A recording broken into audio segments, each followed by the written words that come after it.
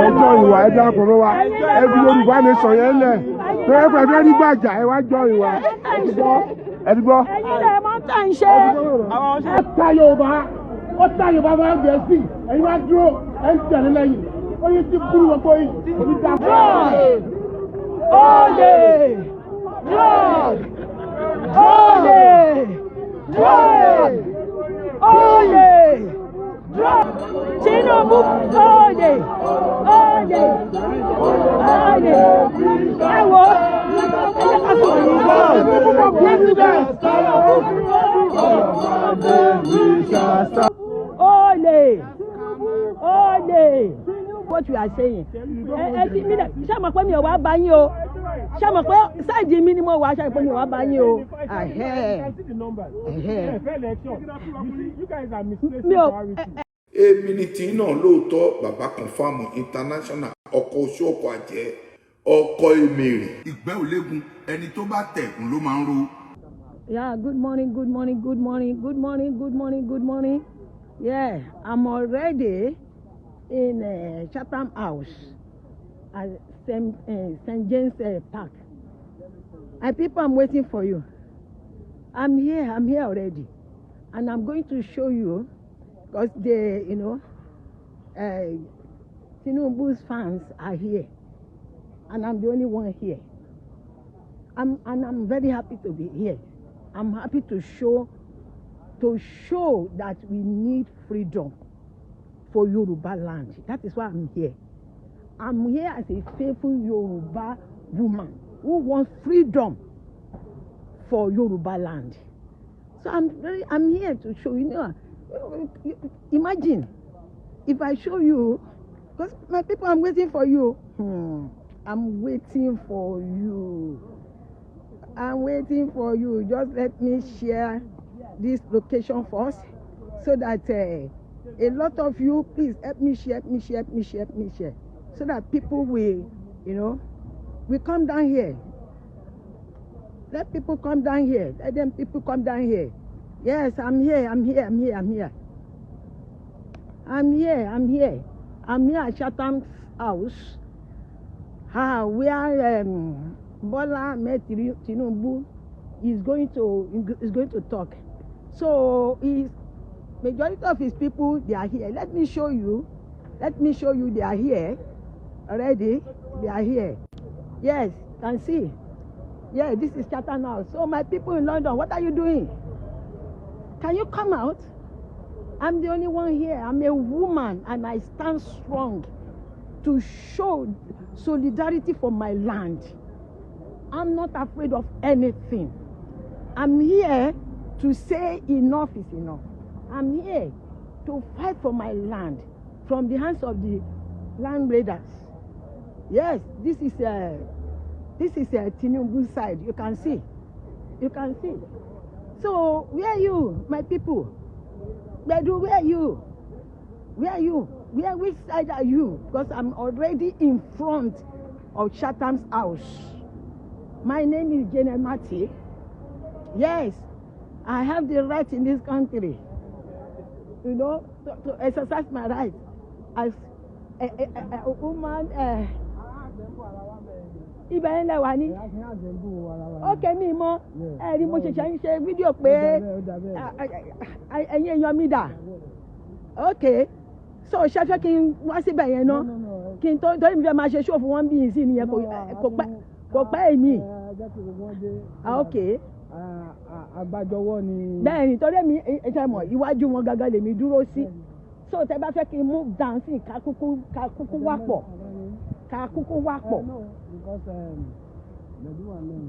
Okay. So ẹnìkan ti wà mẹ́rin tó gbé flag dání. Okay. Okay, ẹ jẹ́ ń lọ assemble pẹ̀lú wọn jẹ́. Mo ń bọ̀. Ẹ jẹ́ ń join yín. Mo ń bọ̀ for a minute máa join yín sìn.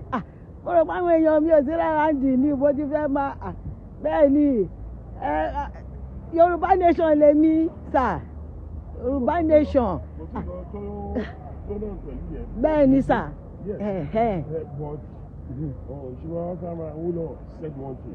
In order to change the system, you must be part of that system. For us to be able to get where we are going, and with you, with what you are saying, okay, but we have to get there first. How are we going to get there? Is it through election, sir? Do you have to do it by killing each other? We are not ready, Yoruba nation, we are not ready to kill anybody, but we are doing it the way we think it should. We don't want election. That is what we are saying. Ṣé mo pé mi ò wá bá yín o? Ṣé mo pé sáìdì mi ni mo wá ṣe pé mi ò wá bá yín o? You guys are misplacing priorities. Because Nigeria lẹ ti lè ṣakọ náà. Èmi wà níbí. Èmi ò tẹ̀ ní mu tí yín because no èmi ò tẹ̀ ní. Mi ò tí ẹ gbọ́dọ̀ mú iṣẹ́ ni mo wá ètò ẹgbẹ́ ìdè kan náà là ń sọ bẹ́ẹ̀ ni sà so mo wà àbí mo fi láti talk mo wà on my side mi ò lọ́bẹ̀ mi ò ládàá yìí ni but mo lẹ́nu bless you ẹ ṣe púpọ̀ ẹ̀yin èèyàn mi ó yá jáde wọ́n sọ fún mi pé wọ́n wà ní the other side wọ́n ti ń péjọ síbẹ̀ èmi ò mọ̀ ní èmi fi wá bí ngbà tí mi ò réèyàn kankan ẹrù òbodò lọ́rọ̀ tèmi èmi fẹ́ bẹ̀rẹ̀ iṣẹ́ ń tèmi nìyẹn so ẹ wò ó mo ti tó gbá mi sílẹ̀ mo ti tó kò sí ìtò gbá mi mo ti tó gbá mi sílẹ̀ ẹ wò ó mo tún wọ nǹkan jẹ́ pé ó máa tún dẹ́rù bà wọ́n wọ́n dẹ̀ wá fẹ́ máa halẹ̀ mọ́ mi àwọn ta ni yàyà sí Nàìjíríà sórí ìtọ́ máa tún dẹ́rù bà wọ́n ni mo wọ̀ mo tó jẹ́ tó bá rí báyìí ẹ̀rù máa bà wọ́n ní jàjàjà rí wọ́n ti wá wọ́n rò pé nìkan táwọn lè halẹ̀ mọ́ nínú wọ́n mọ̀ yí pé abala sísì lè rí èmi nìkan tó kìíní ìgbé wọn máa gbọ̀n ni alo bí wọ́n máa gbọ̀n ni wọ́n sọ fún mi pé ọ̀nà tá a máa gbà kan ṣé ìtọ́ ń gbà yẹn lọ́nà tó tún mú àwọn tó ti jẹ́ wá àwọn tó ti yẹ kó lọ sùn kọ́ máa gbádùn tán ní àwọn ní ká tún máa bọ́ irọ́ o kò gbọ́dọ̀ rí bẹ́ẹ̀ yé èèyàn mi ẹ máa bá mi ṣe so máa lọ join àwọn èèyàn mi ibi tán wà ń sìn máa lọ join wọn ibi tán wà máa continue fídíò yìí mi ò ní cut ẹ̀ off wọ́n tó ń náwó sí mi ṣẹ́rí bó ti yẹ kò yẹ ká gbà báyìí ọ̀nà tá a fi lè gba àwọn gbà pẹ̀lú wọn Nàìjíríà bó bá ṣe fẹ́ pẹ̀lú Yorùbá nation náà làwọn bọ̀tọ̀ ọ̀nà tá a fi fẹ́ gbà ló yàtọ̀ ọ̀nà wo la tún fẹ́ gbà ẹ sọ fún mi o àwọn ò ní plan B kò sí tó ń jẹ bẹ́ẹ̀ kò sí plan B ẹni tó ṣe Nàìjíríà yẹn sọ fún mi pé a lè ṣe báyìí ní Èkó àmì Nàìjíríà nìyẹn kì í ṣe bí yìí a máa tẹ̀ sí yín lójú bí yìí dáadáa ni. ọmọ àdẹ lọmọ tó ṣe ìdúbẹ̀bẹ̀ rẹ̀. Abíọ́jẹ ṣùgbọ́n tó ṣe ìdúbẹ̀bẹ̀ rẹ̀ máa fi lẹ̀ kẹ́sì. We've suffered enough in Nigeria. We've suffered enough. Yes, we've suffered enough. Video me, picture me. My name is Janamachi. I come for the freedom of my people. I come for the freedom of my people. Yoruba nation is the way. Yoruba nation is the way. In Nigeria, we are see Nigeria, sir. See Oya Jota. Ẹjọ́ ọ̀tá. Ẹ̀ríran wò, mo lè kọjá, mo lè rìn, mo lè yan. Nàìjíríà kọ́ lẹ wà. Ẹjọ́ Yoruba nation. Ẹ ti dákẹ́ ariwo ìhàlẹ̀ àgbẹ̀. Ó yá gbé jáde. Ọmọ 200 mo dúró. Ọmọ Jésù lèmi. Ọmọ Jésù tó dúró lórí òtítọ́ gbagbagbagba. Yoruba nation is the way. No going back. Yoruba nation is the way. No going No back. plan B.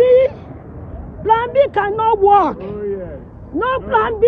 No plan B. No other way. No. Yoruba nation. Is the way. No going back. No going back. Oh yes. Oh yes. Freedom for Yoruba land. Ilẹ̀ Yorùbá. Freedom for Yoruba land. Bẹ́ẹ̀ni o. No election. Oh yes. No more slavery. No more slavery. No more Fulani attack. Oh no more. They are killing my people. Oh yes.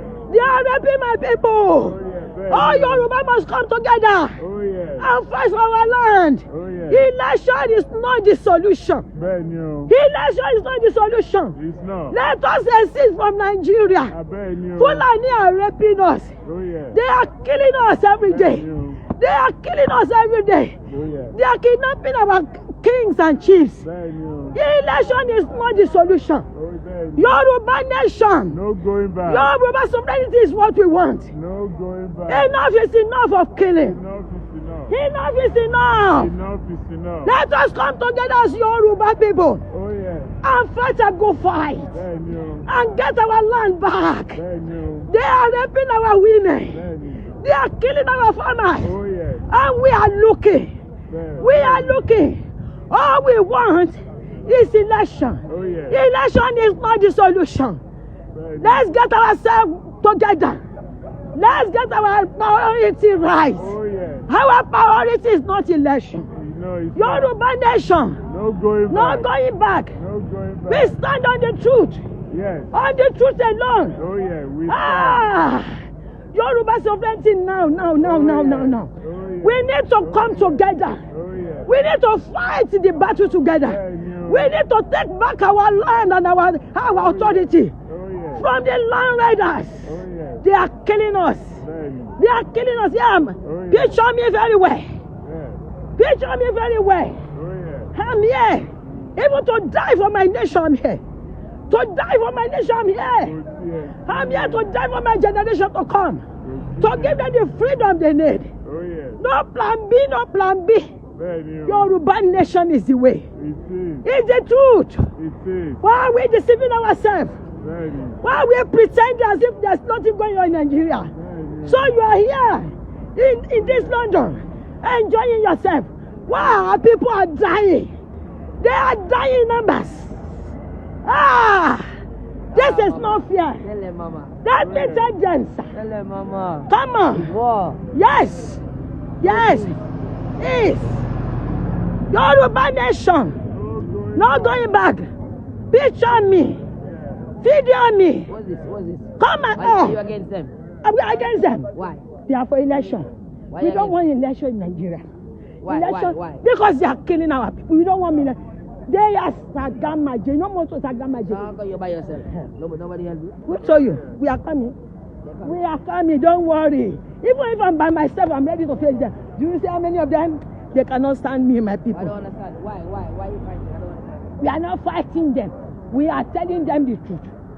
That the only way to free ourselves It's to be independent. is Yoruba nation. Exiting ourselves from Nigeria. Oh no, I met you before. I remember you now. You were by. You were by. We went to Westminster. You met me before? Yeah, in COVID. I remember. Oh God. Yeah, we did match twice. Oh, you are blessed. Remember now. We continue. We must continue to fight for our right. Yoruba nation. I've come again. Yes. For Nigeria. Oh. Yeah. Sooner or later. No more fire. No more fire. Gunshot. You are coming to Everybody Yoruba free. land. I'll come. We are coming to enjoy Yoruba land. Yeah, I'll come again. Where no more atrocities. No more. Where no more killing. No more killing. Finish. Finish. No more kidnapping. Then, Freedom back we come. for Yoruba land. Back we Oh come. yes. You got it. The gunshot. You are got it. so die, so all of them will die. Yes. So Yoruba will take over. Hey. Because I'm Yoruba as well. You got it. You got it, my boy. Hey, Yoruba nation is the way. Yoruba nation is the way. No plan B. What is our position because you don't follow us? Ma, if you follow us, you will know what we are saying. Our position as here is to tell you people that no plan B, no election. Yoruba nation, we want you as in Yoruba to join us to fight the battle. And the battle is they want to grab our land. Don't allow them. Don't allow them. Please don't allow them. And if some people allow them, we are not going to allow them. Although we are small. You can see us. We need to fight for our generation to come. We need to fight for our generation to come. Our land is going every day. They are killing us. They are raping our women. They are still doing it. Every day they do it. People, they are not going in, taking people out of the house, kidnapping them, asking for ransom.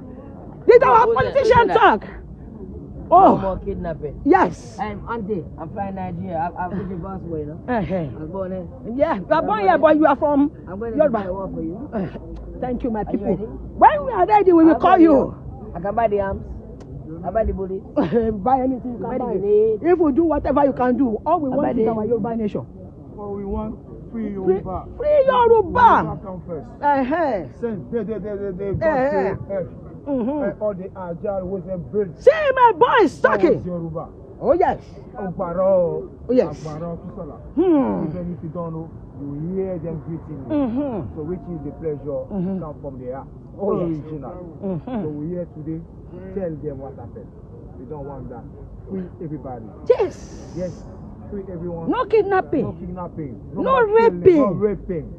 Too much. Come on. Nigeria is a big country. No injustice. It's a beautiful country, rich country. Why We don't are you no more keep Nigeria animosity there? because they've Power. spoiled Nigeria. Yes. We are ready to work with Nigeria, but they are not ready to work with They are us. not That's ready. a lot of injustice. Yes. How can Sharia Yes. law be in the north, Hmm. killing Everyone people has there, and another law for the south, For the south. another law for the east For the east east. part So of you Nigeria, wanna divide and it. you say we are united. How are Okay. we united? But don't be united. soon. Oh, maybe they are just maybe they Because are. they see me on TV now. Oh yes. Even the van is Yoruba. Oh my God! You know what? The van is Yoruba. Even that's their car. Yeah, That is we're all gonna their send it car. down there. So yeah. We're gonna traffic around in this world. Thank you. Yes. Yeah, I am. Yes. My name is Janet Martin. I'm here to tell these people that follow Tinubu. Thank you, my Mama. boy. Thank you. God bless you. They can't Thank talk about mama, you know. Who's watching? Thank What? you. Hey, Tell them. tell them. Tell them You ready to they cannot do anything for me No, here. no. Yes, I'm secure under law. Yes. Yoruba nation. No going back. That's the first flag. No going back. That's the first flag. No going back. Yoruba nation. No going back. Yoruba nation. No going back. Yeah, èmi ti ń tẹ̀sí wọn lójú ń bí o. Àwọn èèyàn wa ṣì ń péjọ síbi tán wà o. Wọ́n ń péjọ bàjẹ́bàjẹ́. But ẹ jẹ́ kẹ́mi tẹ máa tẹ̀sí wọn lójú ń bí. Ẹ jẹ́ kẹ́mi máa prepare way fún yín. Yes. Ẹ jẹ́ kẹ́mi máa prepare ground fún yín. Èmi nìkan mo wà ń bí obìnrin ni mí. Àtàwọn dádì wa tán wà pẹ̀lú mi ń bí. Ó ń sọ fún wa, ó ń sọ yí pé ó máa yẹn ń bẹ̀rẹ̀ oníṣẹ́ mi nìkan mo wà ń bí ni kò mọ̀ pé èrò tó wà lẹ́yìn mi pọ̀. Sunrise. Oh, beautiful sun. Beautiful sun. Look, the sun rising. Yes. Children of the sun, auntie. Yes. Children of the sun. Children of the sun, man. You can't stop it. Thank you, my people, for watching. Just continue to stay here with me. My people are coming. They too are coming. They are gathering together. I came early, to let them know. They said we mustn't come. We are here. We are here. They said we mustn't come. We are here. He said We no. are Everybody wearing here. the same thing. I don't understand. Who's who? We are Who's who, here. auntie? Who's Are these your people? They are not my people. They cannot be my people because they are against Yoruba nation, Against We don't Yoruba. like. which means they favor killing. Yeah. Yoruba is They not. favor killing. So we kill them then. They favor killing. They favor Kill them as kidnapping. well, innit? We kidnap them as We well, don't innit? want. We don't want. Kidnap some of them, We innit? don't want that. Control And the by only fighting, way by fighting or killing the young killing guy, you, can you imagine? you don't do that. Can you imagine? Yes. Yoruba nation, no going back. There's my people. Share. Share. Yeah, èmi wà ń bí. Mo ń tẹ̀sí wọn lójú bàjẹ́bàjẹ́. Káwọn èèyàn mi torí wọ́n náwó sí mi. Ẹ lè ṣe nǹkan kan fún mi. Ẹ lè ṣe nǹkan kan. Thank you for being my side. Yeah. Thank you. God is my side. And here you are physically. Come on. Come on. I'm on your side. Yes. Yes, man. The Yes. big man there. Yes. Just help me flag that Flag it. Let them see. You are for us. Yes, and if God be for us, who can be against us? Nobody. Nobody. God is with us. Thank you. Flag it. Unruly. We're gonna sing it. We're gonna sing now. We're gonna sing. See, before 5 only. Yoruba nation. No going back. So this is what you are seeing here. These are the people for Buhari. As you know, these are APC. These are APC. They are here. They live in London. They enjoy everything in London.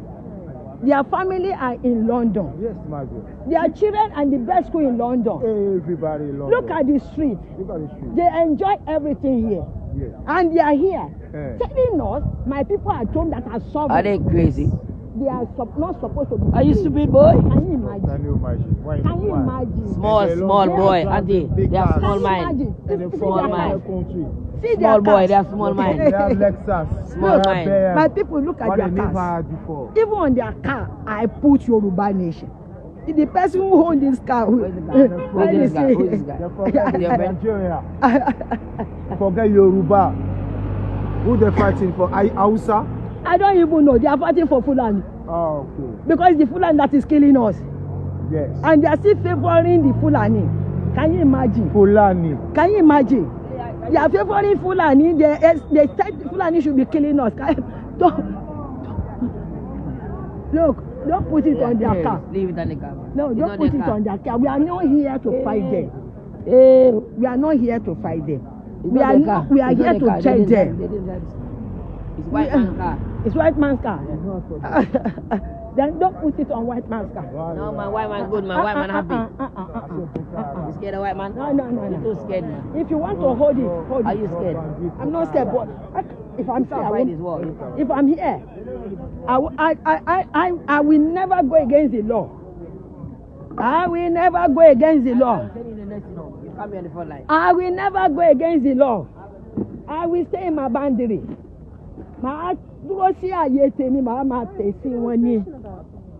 Now, these people, you see these people, they are a political party in Nigeria. Oh, okay. And you know the situation of Nigeria now. Killing, kidnapping, asking for ransom. Nigeria is not one. When they amalgamated or Lugard of this country, amalgamated, they know there will be problem. And he said in 100 years time, if your relationship with rather the northerner, the easterner is not good, you can separate. In 2014 is 100 years. We should have separated. And we are telling our politicians, look, let us come out of Nigeria, let us stay in our own land, Yoruba land. Now these people now, they are coming, the Fulanis, that doesn't even own Nigeria at all. They are our president. In every top position in Nigeria, they own it. So there's too much injustice. And if anybody comes out and says, this is not right, the next thing they will kill them. See this man. You can see this picture. It's not Igbo. This is Chief Sunday Adeyemo Igboho, the one who stood up and said, stop killing my people.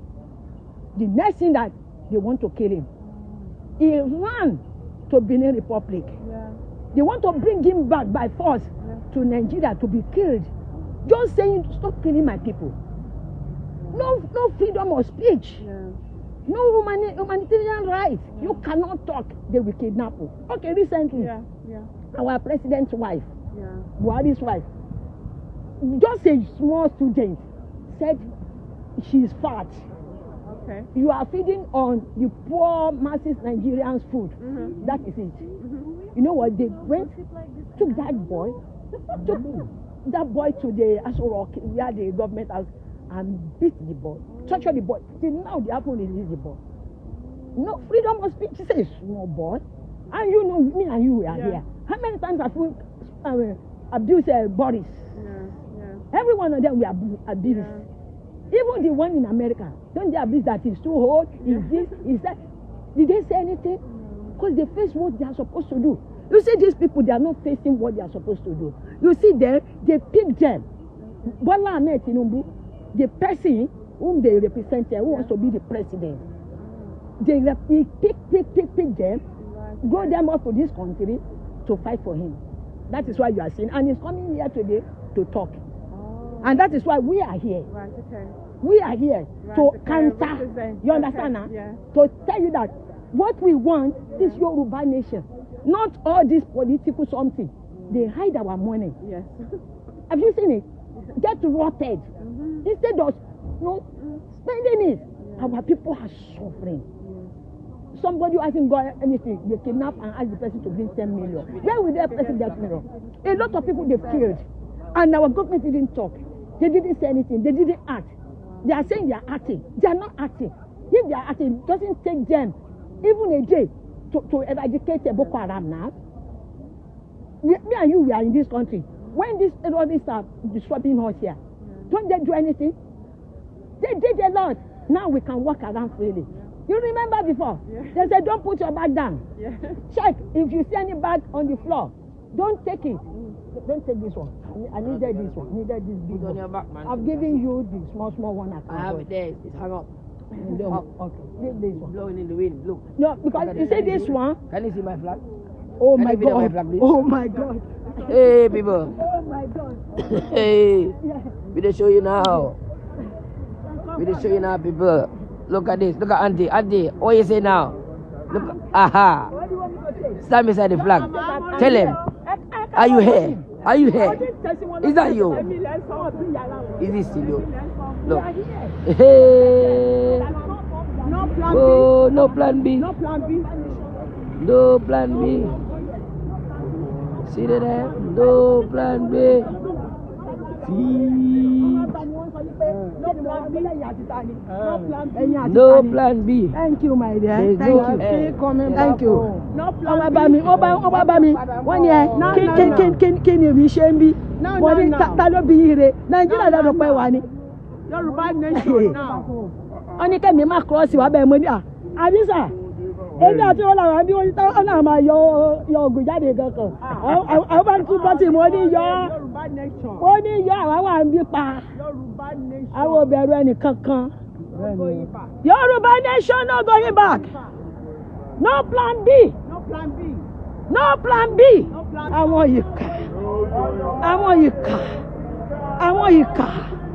Ó yá òrìṣà orí wọn onígbàlẹ̀. Wọ́n ti ń kọrin o ẹgbẹ́ o. Ẹ máa sàn. Ẹ máa sàn. Ẹ̀yin náà máa jẹ breakfast. On Bola's money. Ìrọ̀lẹ́ pa owó ló ń dún bẹ́ẹ̀. On Bola's money. On money ẹ̀jẹ̀. Money ló ń sọ̀rọ̀.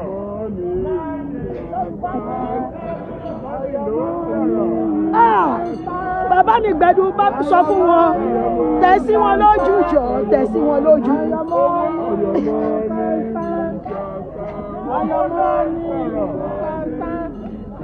Yes. Yoruba nation la fẹ́. Yoruba nation. Yoruba nation. Yoruba nation la àwa fẹ́. Yoruba nation la àwa fẹ́. Wọ́n fẹ́ sọ̀rọ̀ ẹ jẹ́ agbọ́n tó fẹ́ wí.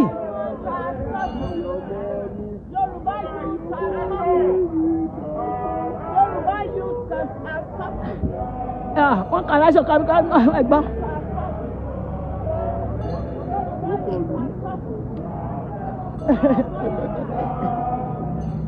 Jẹ́jẹ́ lòbé dúró. Jẹ́jẹ́ lòbé dúró ẹ̀jẹ̀ kọlù ẹ̀jẹ̀ ń pa irọ́. Ẹ̀jẹ̀ ń parọ́ nítorí Ọlọ́run. Ẹ̀jẹ̀ ń parọ́. Ẹ̀jẹ̀ ń parọ́.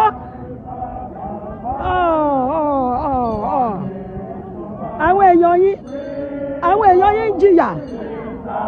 Wọ́n kidnap àwọn èèyàn yín. Unity Igbo. Sharia in the north. Sharia in the north. Another law in the south. Unity Igbo. Wọ́n ti ń kọrin o. Wọ́n ti ń kọrin òfò wọn. Money.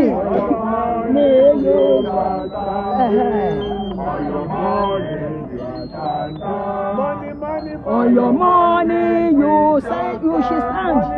On your money, on Tinubu's money. Yoruba nation, no going back. Ẹgbẹ́kẹ́gbẹ́.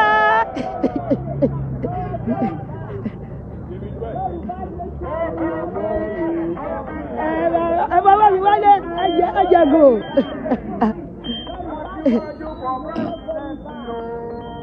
Mọ́mí, ẹ má jẹ torí ẹ mọ̀.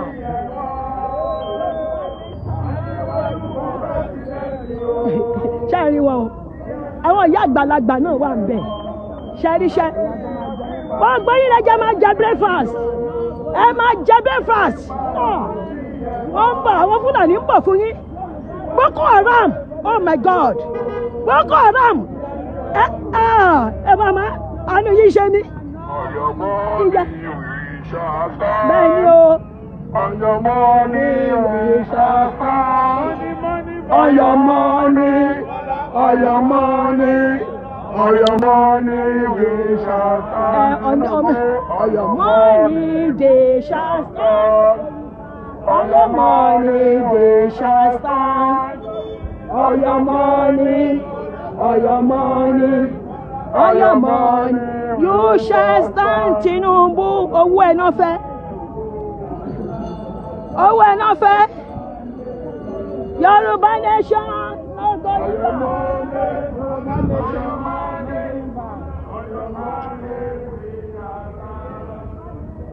Yoruba nation, no going back. Look, ọkọ̀ ìyá yín rèé. Ọkọ̀ ìyá yín rèé. Owó. Ṣẹ́rí, ṣé ọkọ̀ ìyá yín? Ẹjọ́, ọkọ̀ ìyá wọn rèé, ọkọ̀ ìyá wọn rèé. Ẹ wo ẹ̀yẹ. Ọkọ̀ ìyá wọn rèé o. Ṣé ọkọ̀ ìyá wọn? Ẹjẹ́ ìfọkọ̀ ìyá wọn. Ọkọ̀ ìyá yín ni, ẹ̀wọ̀n ìyá àgbà, ẹ wò. Ẹ̀yà, àánú yín ṣe mí. Àánú ṣe mí. Fúlàní máa kóran yín lọ. Kidnapper ẹ máa sọ láti ọmọ orí yáfẹ́. Tálẹ́ ni ẹ má ṣe. Ẹ̀yin ọ̀jẹ̀. Kò dùn lẹ́nu yín màmá. Abiyamọ. Wọ́n máa bá yín wì ẹ̀rù wọn. Ẹ wà wọ́n mọ̀ ọ̀tá o, ẹ wà wọ́n mọ̀ ọ̀tá. Ẹ wà wọ́n mọ̀ ọ̀tá. Ẹ wò wọ́n, ẹ wò wọ́n. Ẹ wò wọ́n, ẹ wò wọ́n. Ẹ wà wọ́n mọ̀ ọ̀tá. Aṣíwájú o tó train. Ó ti train wọn ní London bí. Ó ti gbé gbogbo wọn wá bí ó ti kọ́ wọn lábẹ́ bridge ó ti kọ́ wọn wá. Ẹ wà wọ́n ìyá, ẹ wà wọ́n ìyá. Ẹ wà wọ́n ìyá àgbà ìyá. Ẹ wà wọ́n ìyá, ẹ wò wọ́n, ẹ wò wọ́n. Ẹ wò wọ́n, ẹ wò wọ́n.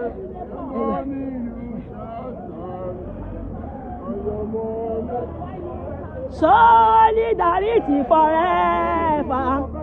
Solidarity forever.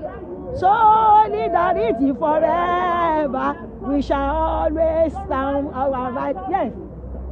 Solidarity forever. Solidarity forever. Solidarity forever. We shall always stand on the truth. We shall always fight for our right. Oh yeah, Buhari dàbí àbí kí ni ó tiẹ̀? Ó rí wọn sọ́rí. Ara mọ́tò wọn ni ó bọ̀kùbọ̀kù. Tó ń fìyà jẹ yín. Àwọn ni ọkọ̀ ìyá yín ni mo ti gbọ́kọ̀ ìyá yín dání. Ẹ wọ ọkọ̀ ìyá wọn. Bí wọ́n ṣe ń rí píṣọ̀ yìí wọ́n ń gbọ̀n ni. Wọ́n ń gbọ̀n. Wọ́n ń gbọ̀n. Ó ń bọ̀. Ó ń bọ̀ kọjá sí ní tẹ́lẹ̀ ṣe. Yáyáyáyáyáyá. Ṣẹ́rí. Nígbà wá ṣe náà ni o. Ṣẹ́rí gbogbo wọn tó ṣì yọkùn. Gbogbo owó Nàìjíríà wọ́n ti kó síkùn. Ṣẹ́rí wọn. Ẹ bá mi pín, ẹ bá mi pín, ẹ bá mi pín. Ọmọ Yorùbá àtàtà ẹ máa pín.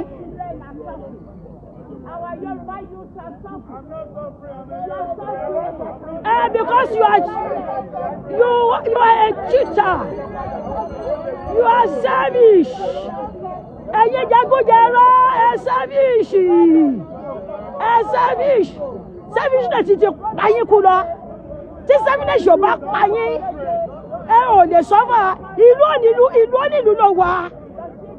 ìlú onílùú ló wà ló ń gbádùn oúnjẹ gbogbo nílùú ó ń lù oúnjẹ chicken nílùú ó ń lù táwọn ò bá tún lu wọn ṣẹṣẹ wọn lè wà ń bí táwọn ò bá tún lu wọn ṣe ẹ̀ ní sí ń bí táwọn ò bá tún lu wọn ṣe ẹ̀ ní wà ń bí ẹ lọ tún lu yín ṣe gba Yorùbá nation kò sí mandated kankan kò sí plan B lọ àwọn náà mọ̀ ṣe rí wọn ẹ láwọn ìyá arúgbó tó ti yẹ kó tó kù ẹ àwọn tó ti yẹ kó lọ dé àwọn ìyá arúgbó tó ti yẹ kó lọ dé kó máa lọ gbádùn ṣe rí wọn wọ́n sì wà lẹ́yìn Tinubu gbogbo pension wọn ibi iná ti ń lò wọn ò lè lọ ẹ̀rù ń bà wọ́n wọn ò lè lọ ẹ̀rù ń bà wọ́n ẹ̀rù ń bà wọ́n.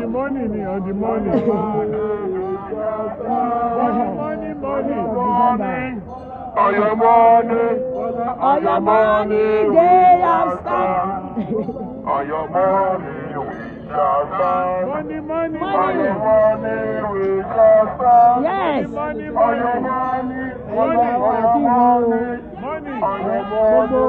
Ẹ tẹ̀ sí wọn lójú gbogbo àwọn àgbàlagbà àwọn pẹnṣọ́nì àtúnyẹ kan lọlé kọ́ gba ìjọba kọ́ gbalẹ̀ wá fún wa wọ́n wà ń bí wọ́n bá Fúlàní ṣe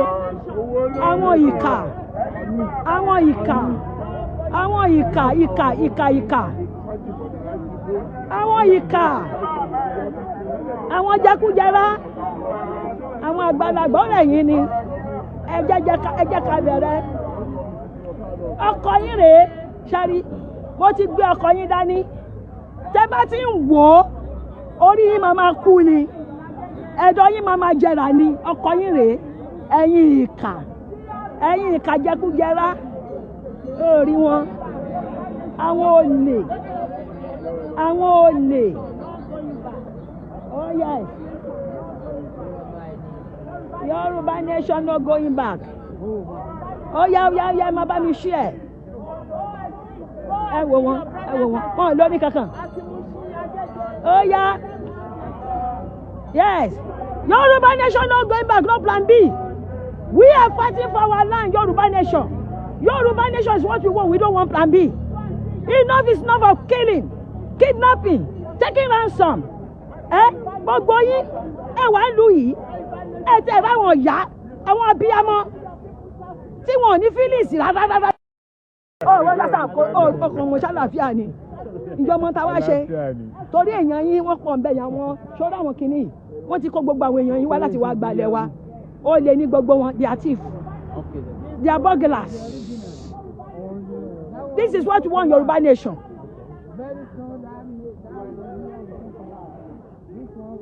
ẹ̀yin èèyàn mi Tinubu olè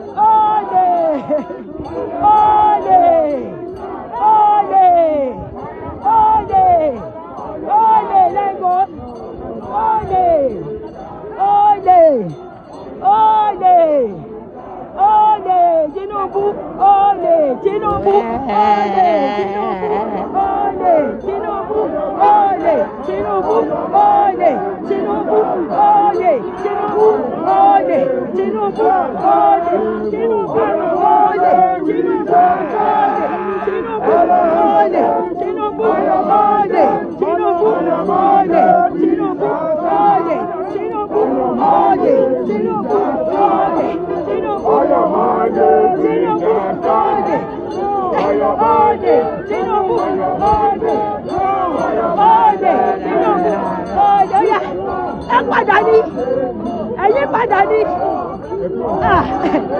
Mo aṣẹṣẹgbẹ fún lẹ́yìn.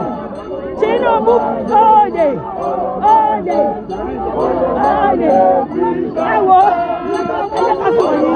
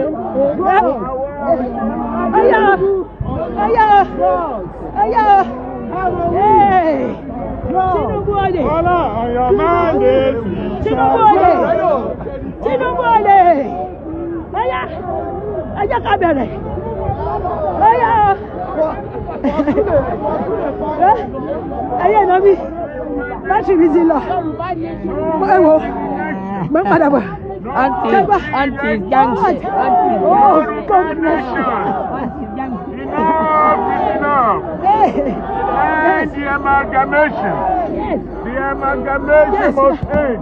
My battery is going.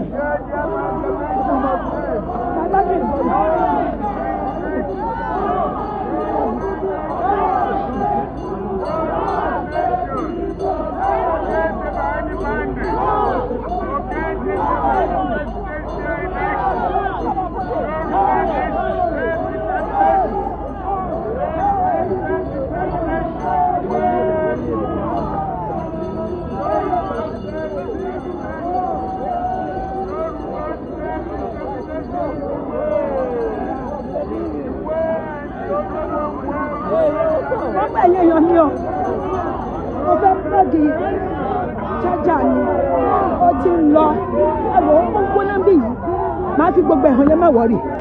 Ó ń gbóná bàjẹ́. Wo àárín wọn ni mo wà. À ń tẹ̀ sí wọn lára. Wo à ń tẹ̀ bàjẹ́. Ẹ wò má fi hàn yín. Gbogbo ń tọ́kọ. Look, let me see one. Bàbá bóyá drug of next. Ẹ wo nǹkan tọ́kọ bí yìí o. Ẹ wo ṣẹ́ẹ̀rì búlàbà bàbá bóyá drives the masses. Ẹ wo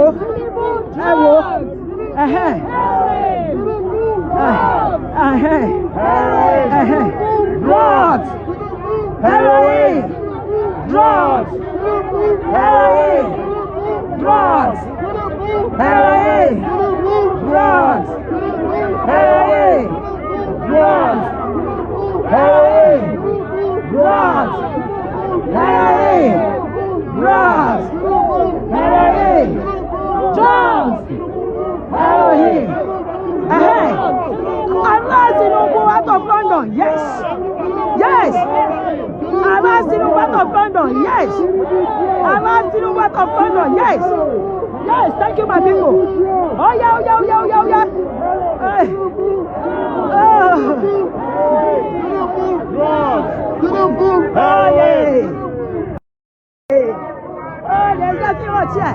Wọ́n ti wọlé lọ o. Wà mí pẹ̀lú ọmọ ìwà mi fún wọn. Ẹ má wọrí. Àwọn wà ń bí. Ẹ má wọrí. Ẹ̀rọ àwọn tó kọ́lé kan tí ló wù. Wáò ṣé ẹ rí?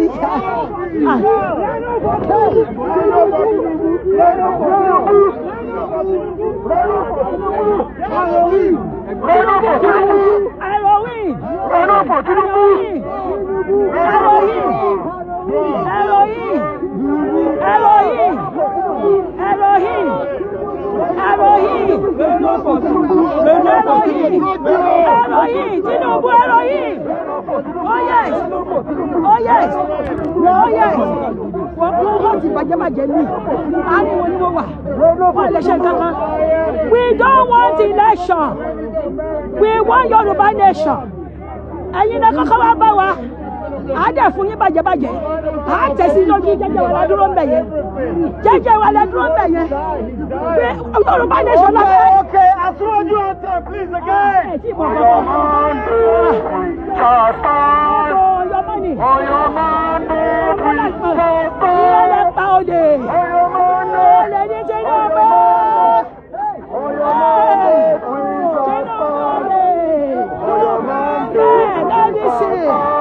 Thank you, my sister.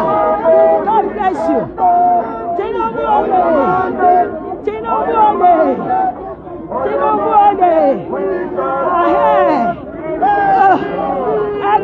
No to a drug baron in Aso Rock. No to a drug baron in Aso Rock. Yes. Yes. Ẹ jẹ́ kí n lọ mú. Wọ́n ṣe wà online o. Ẹyẹ èèyàn mi. Yes. Wọ́n ṣe wà online bàjẹ́bàjẹ́. Ẹ má wọrí. Kò sí sọ́ máa ṣe. Wọ́n flag àsùn wọn ni. Ẹ yẹ kó máa flag àsùn wọn ni. Ẹ̀yin tẹ́ bá lè capture. Ẹ máa capture dáadáa. Ó ti ń hot mi bàjẹ́bàjẹ́. Mo sọ fún yín ó ti ń hot mi. Tinubu Ode. Tinubu Ode. Gbogbo Yorùbá padà wálé Tinubu Ode. Tinubu Elohim. Tinubu Elohim. Drug. Tinubu drug. Tinubu scammer. Ode. Elohim. Ode.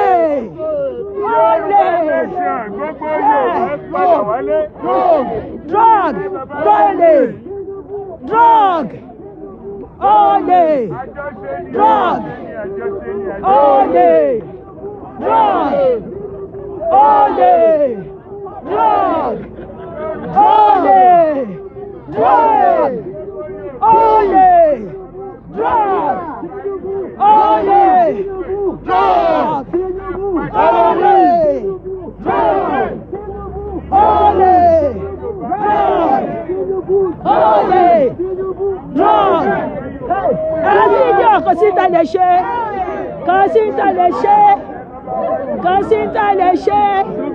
Yoruba nation ni.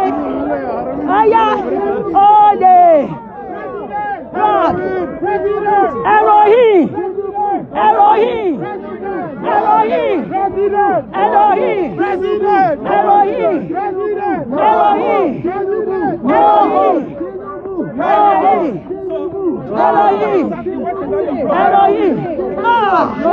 Thank you, my sister. God bless you. You see what is written here? Tinubu is a disgrace to Lagos State. Universe. University. Oh, yes.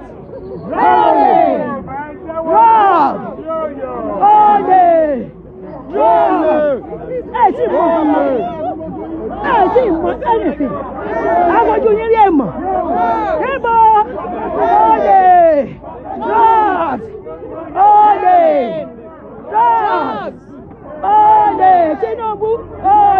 Tinubu drugs. Yes, in Nigeria. They locate me. Yami dada they pa mi. They wa pa mi. Nigeria láti lè ṣọ́rí ṣe àwọn àná. Yo. Heroin. Drug. Heroin. Drug. Heroin. Tinubu. Drug. Heroin. Drug. Heroin.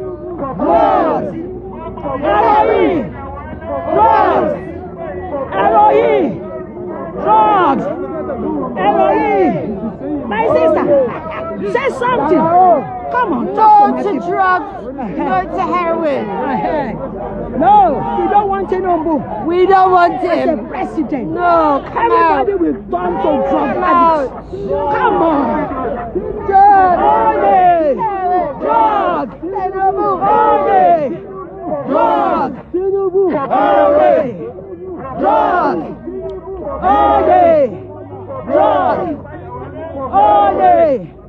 Drug.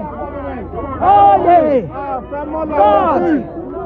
Ole! Ole! Ole! Ole! God! Ole! Elohim! Elohim! Elohim! Ole! Scammer! Scammer!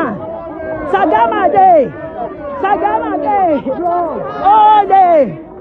God! Ole! God! Ole! God! Tinubu! Ole! God! Tinubu! Ole! Tinubu! Ole! Àwọn ni o! Àwọn ni o! Àwọn òde! Àwọn ni o! Àwọn ni o! A ṣe ṣẹ́gẹ̀ fún ilé ni. À ń tẹ̀sí lára wájú àjẹ́. Nàìjíríà lè ti lè ṣàkóso. Ta ló bí ire? Kí lẹ fẹ́ sọ sà? Àgbọ̀n kankan sà ẹ ṣe. Ẹjọ́ ìwà. Yoruba nation la fẹ́. Yoruba nation la fẹ́. Divide Nigeria. Divide Nigeria. Divide Nigeria. Ole. Ole ni Tinubu. Ole. Kí ló wá bẹ̀ at this age? Tinubu. For president. Ayé kí n sọ̀rọ̀. President kí ni? Mama for president. Ayé yìí. For president. Mama, I can't see Igboho in front of your chair. What does that mean? Ẹgbẹ́ mi Igboho nìyẹn. Tó bá yọ sí wọn báyìí. Mo mọ̀ ẹ bá jẹ́ kí n sọ àwọn sọ̀rọ̀. Ẹ jẹ́ bá yín sọ̀rọ̀ òjò. Ayé sọ̀rọ̀ sókè làwọn. Ṣé ní bàbá mi? Olóòótọ́ gidi gan ni. Òun ló dìde. Ó ní ká àbúkọ̀ rà máa pa wa mọ́. Ó ní ká máa pa àwọn ìyá wa mọ́. Ó ní ká máa yẹ fún àwọn agbára mọ́. Ó ní kó máa kí dábàá àwọn àgbà wa sọ̀mù. Ó ló tọ́ ẹ kúrò nílẹ̀ wa. Ṣé bá ti mọ̀ yín pé ẹ máa pa wá? Ẹ kúrò nílẹ̀ wa. Bẹ́ẹ̀ ni ìdí wọ́n fi lẹ́ nìyẹn o. Gómìnà máa pa ni o. Ó ló tọ́. Bẹ́ẹ̀ ni. Yes. Yes. Yes, that's it. That's it, my dear. Yeah. Yes. We have to separate Nigeria. Until we separate Nigeria, there won't be any peace. Don't let us deceive ourselves. There's no unity. My dear sister, we are just lying to ourselves. No unity. Injustice. Too much injustice. Too much. No. One law for the north, one law for the south, one law for the east. Is that how the country should be run? And we are talking about unity. Killing is going on. Injustice is going on. Ransom is being taken from the poor people. What does the government do for it? What does the Mama Omo, Tinubu, Tinubu la fẹ́ gbà. Owó Tinubu la fẹ́ gbà. On your money we shall stand.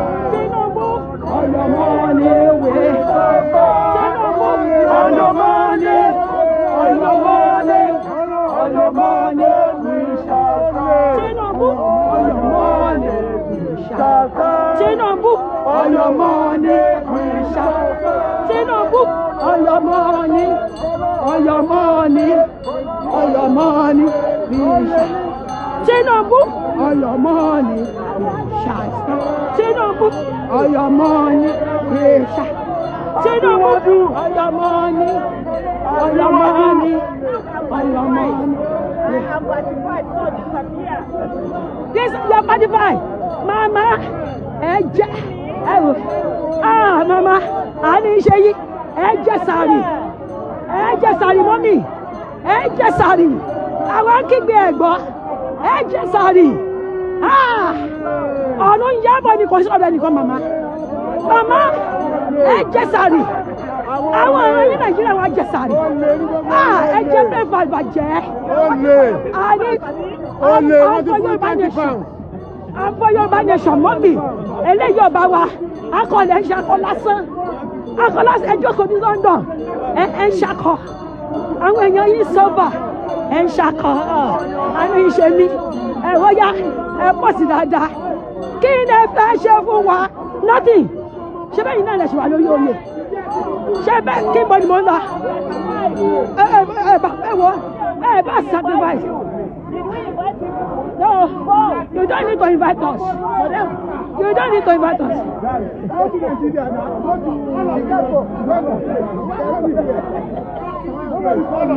I'm not on your look. I'm in a free land. I'm in a free land. I'm not in your room. Look at this is street.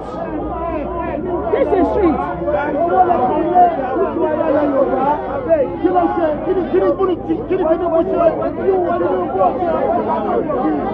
Yoruba nation. No going back. Yes. Well, àwọn èèyàn mi nìyẹn. A ti ń tẹ̀sí wọn lójú bàjẹ́. Ó yá.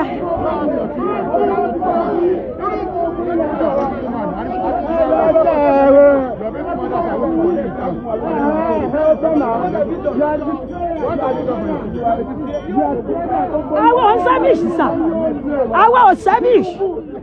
Pick and choose. We are ready to help everybody. Not people we love alone. Not people. Fuck up. Àwọn Tinubu sọ̀rọ̀ o, ẹgbẹ́ rẹ̀ nu wọn o. Get out. Èmi wà pẹ̀lú wọn bí. Madam, Tinubu ọmọ slave trader ni ìyá ẹ̀ ọ̀tá Yorùbá máa ń Gẹ̀ẹ́sì ẹ̀yin wá dúró ẹ̀ ń tẹ̀lé lẹ́yìn ó yẹ ti kúrú gbogbo yìí òbí dá fún gbogbo. Heroin. Drug pusher.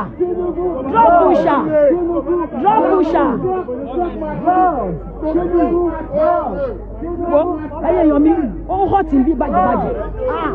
Máa tẹ̀sí wọn lójú bàjẹ́. Kí ló kàn mí? Bí ọ̀rọ̀ yẹn kọ́ ló ń ṣe o. Máa tẹ̀sí wọn lójú bàjẹ́. Ẹni ìkà yìí. Àwọn ìkà they are wicked people. Ìbọ̀lẹ̀ lè fẹ́ wọ̀. Ṣára wọn ni ẹ jẹ́ kó wọlé. Àgbé fúlàgì Yorùbá nation lé lórí. Yorùbá nation àgbé fúlàgì ẹ̀ lé lórí. Káyọ̀ yẹ wọlé.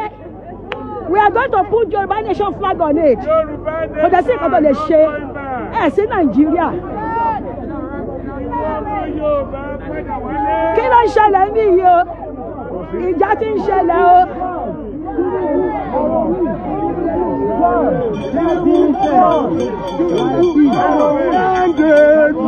Tinubu olè.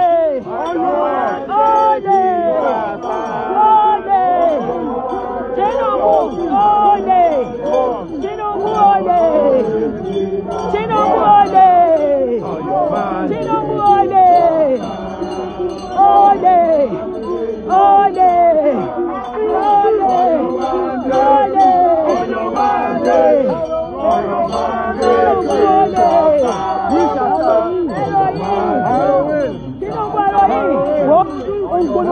bàjẹ́ yan mi à ń tẹ̀sí wọn lójú bàjẹ́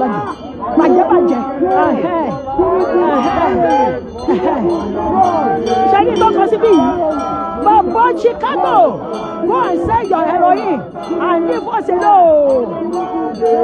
Ṣẹ́ni no to a drug baron in Asoro. Nigeria reject. Let me read it, my sister. Nigeria reject Bola Eseba and his heroin Chatham. Oh my God! I'm telling you, all hot in the bàjẹ́. Wo, à ń fún wọn tán ni.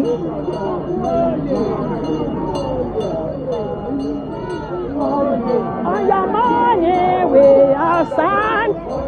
On your money we are stand. On your money.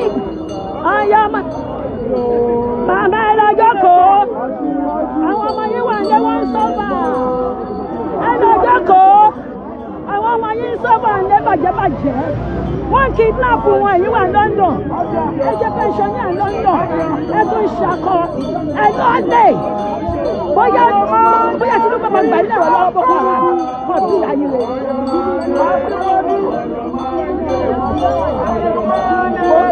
Ó ń gbọ́ná bí o.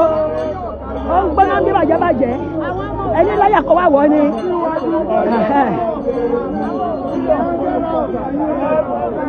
Tinubu olè, Tinubu olè, Tinubu jàgùdà, Tinubu kòkè heroin, àmùgbó, àwọn àmùgbó, àwọn àmùgbó.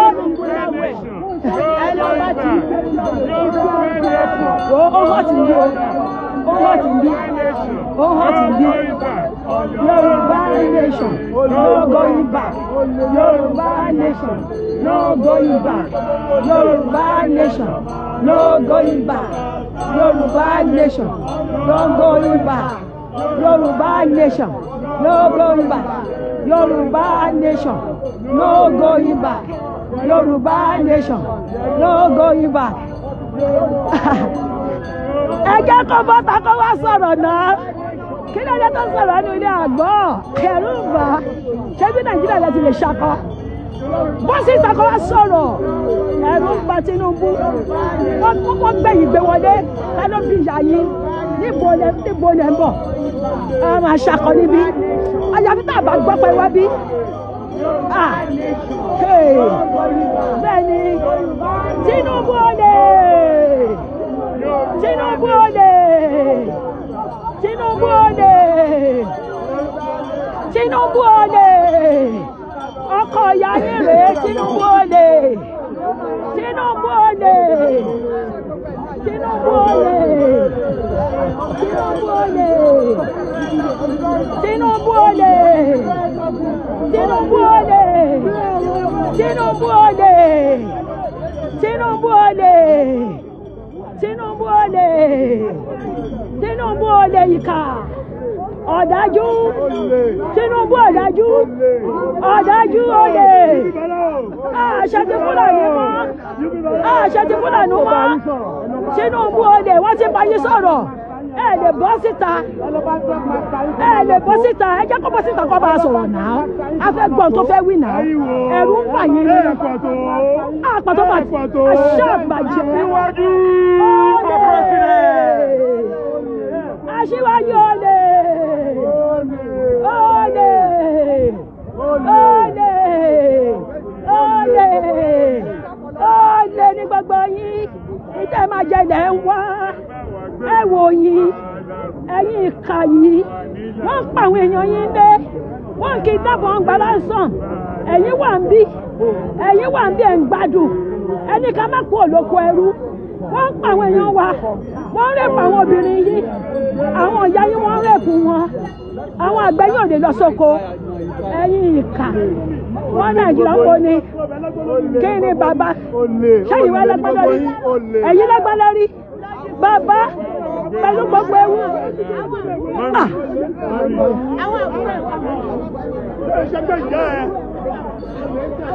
Wọ́n ní káwọn ẹ̀mí ti dúró. Ẹ̀mí ti dúró. Kí ló fa kọ́ọ̀tì? Kí ló fa kọ́? Mo ń padà bọ̀ èèyàn mi. Mo ń padà bọ̀. Mo ń tẹ̀sí wọn lójú àjẹbàjẹ́. Mo ń tẹ̀sí wọn lójú. Mo ń padà bọ̀. Ẹ máa retí mi. Ó ń gbóná bí bàjẹ́bàjẹ́. Ó ń gbóná bí bàjẹ́bàjẹ́.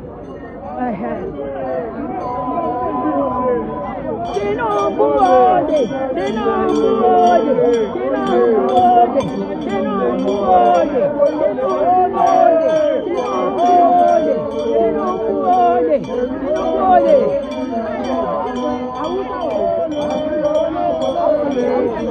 Tinubu jàgùdà! Tinubu olè! Olè! Olè! Olè! Olè! Tinubu olè! Olè!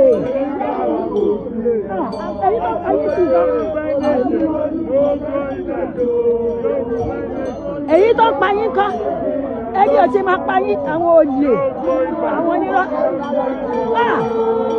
Ebi ti ń pa yín! Ebi ti ń pa yín ọ̀rẹ́dì yìí. Ẹ wò àwọn ọmọ Tinubu olè. Tinubu olè! Tinubu olè! Tinubu olè! Tinubu olè! bí fún yín o èmi wà bí fún bàjẹ́bàjẹ́ ẹ jẹ́ kọ́kọ́ gbélé ìsílẹ̀ nù ẹ jẹ́ kí n tún lọ tẹ̀ sí wọn lójú bàjẹ́bàjẹ́ yes sir Adépa mo wà pàṣà Yorùbá nation ni mo fẹ́ bẹ́ẹ̀ ni sà don't worry but I'm going there o you have to keep an eye on it now they will take it away. Ebi ti ń pa yín sá kí ló dé tẹ̀ ń pa irọ́ wọ́n yọ àwọn olè yọ o àwọn olè ti yọ o ẹ wò wọ́n o àwọn olè mi o àwọn olè ẹ wò ó yá wọ́n ti yọ o ẹ láwọn olè ẹ láwọn olè ẹ láwọn olè àwọn bẹ́ẹ̀ wíri àwọn bẹ́ẹ̀ wíri ẹ jẹ́ nsọ ìlú ọmú flag mi wá ẹ jọ mo tún ti gbàgbé flag mi rẹ̀ ẹ jẹ́ lọ mú wá á tẹ̀sí wọn lójú bàjẹ́bàjẹ́ bàjẹ́bàjẹ́ níbo ó yá gbogbo owó wa wọ́n ti ná gbogbo owó wa tán àwọn olè ẹ rí wọn bọ̀kùbọ̀kù Yoruba nation no going back Yoruba nation wọ́n ti dé o gbogbo aláwọ̀ ni wọ́n bàjẹ́ ẹ wò olè olè Tinubu olè Tinubu olè Tinubu olè olè olè Tinubu olè olè olè olè ẹni wáyà kó wáyà wọn níbí olè wọn ní ìwé Tinubu olè ṣọ́ọ́tì pọ̀ ní ẹ jẹ́ ká lójú ẹ̀ kí ló lè tẹ̀ wò Tinubu dà olè lọ́yà olè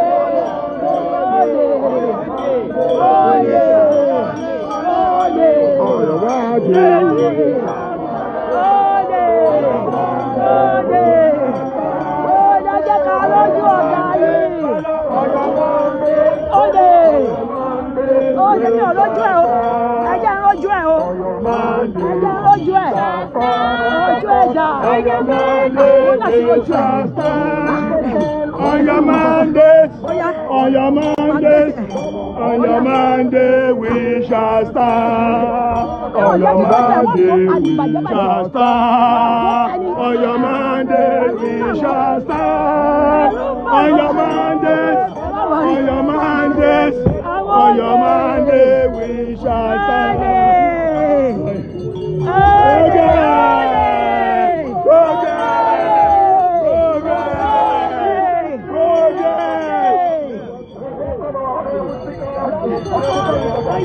Gbàjà tó di wọ́n. Ẹ̀jẹ̀ ká lójú ẹ̀. Gbàjà tó di wọ́n. Ẹ ti fẹ́ wò ni. Mo rò pé Yorùbá nation ni. Ẹ ti fẹ́ wò Gbàjà.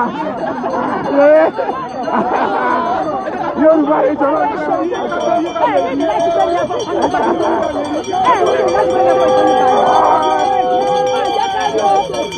Bóyá ni o. Bóyá ni bàjẹ́bàjẹ́. Àyè ni wọ́n ti gbé mi. Ọlọ́run ló dá mi báyìí. Ẹ jẹ́ kí n lọ sọ́dọ̀ mi. Ẹ máa wọlé ẹ ṣàwájọ ìwà ẹ wọlé ẹ wájọ ìwà. Ẹjọ́ ìwà ẹjọ́ àkọ́rọ́ wa ẹ fi Yorùbá nation yẹn lẹ̀. Bẹ́ẹ̀ pẹ̀lú ẹni Gbàjà ẹ wá jọ ìwà. Ẹ ti gbọ́. Ẹ̀yin lè mọ tá ń ṣe. Ẹjọ́ àkọ́rọ́ wa. Àwa náà kì í ṣe yàn burú. Àwọn àgbà yìí wọlé, àwa náà àgbà yìí wọlé. Ọmọ Yorùbá ní gbogbo wa. Ọjà ojú ẹ̀dá. Àlejò ọ̀gá yín dà. Gbogbo Yorùbá, gbogbo yín lọ pè. Èyí tó yẹ kọ́, èyí tó yẹ kọ́.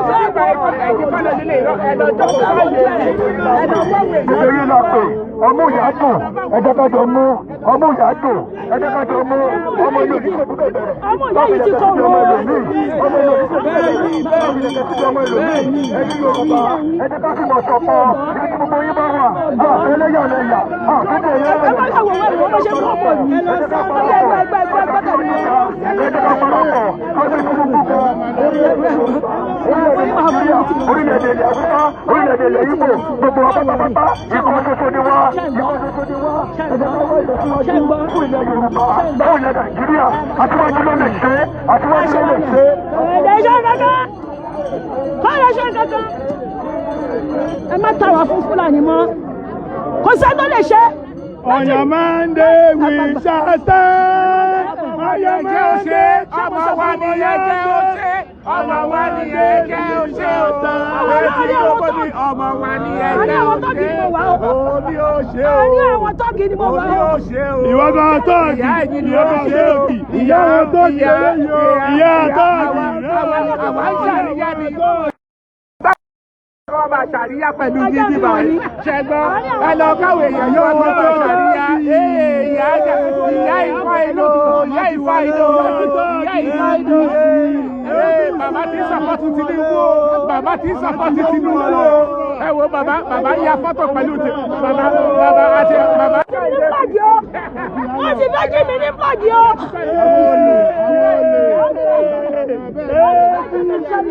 Wọ́n ti bá gbogbo àwọn ṣáṣá.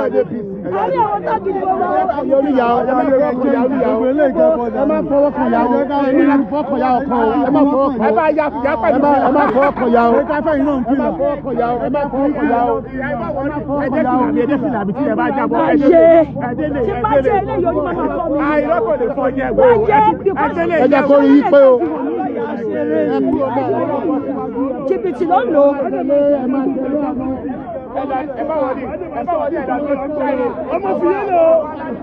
Wọ́n ti fẹ́ jí fúlàgì mi ṣá. Àwọn kìíní ìgboro wọ́n fẹ́ jí mi ní fúlàgì. Wọ́n yọ hàtì lórí mi. Wọ́n ti fẹ́ máa lọ fọ́dún mi ṣá.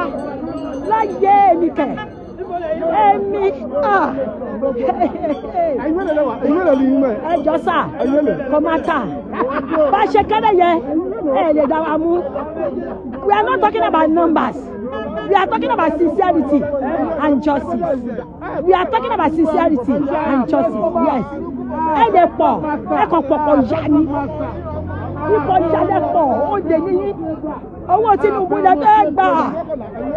Owó Tinubu lẹ fẹ́ gbà ó lè ní gbogbo yìí.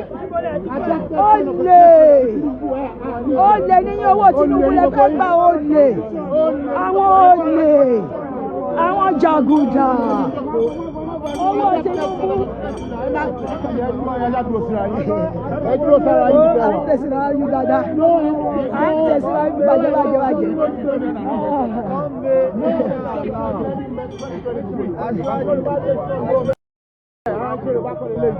Yorùbá gbọ́dọ̀ máa ṣe wọlé. Láyé. Tẹ́lá ní kìí ẹ̀rí wà nígbà.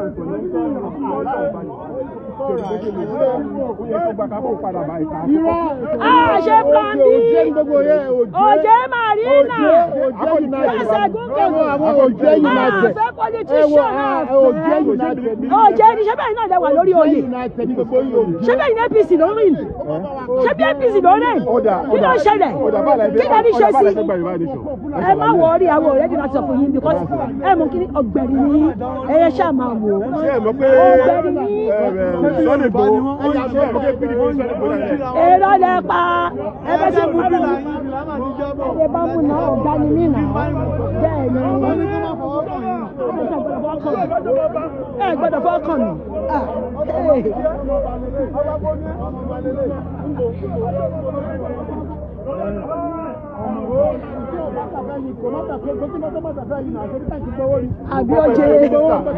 Àbíọ́jẹ́. Mo gbọ́ pé ti yọ mínísítà. Ìyẹn ò lè kàn yín bí kọ́kẹ́ ń ṣara wa. Ìgbà tẹ́yìn yan Bọ́lá Tinubu abayín.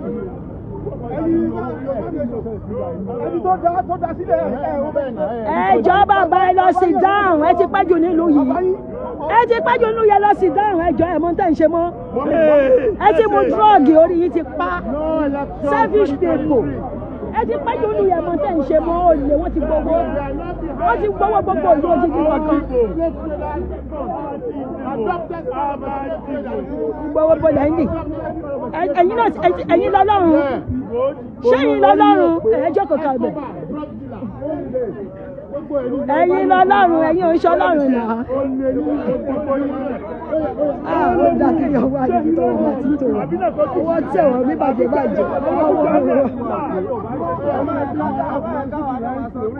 níbo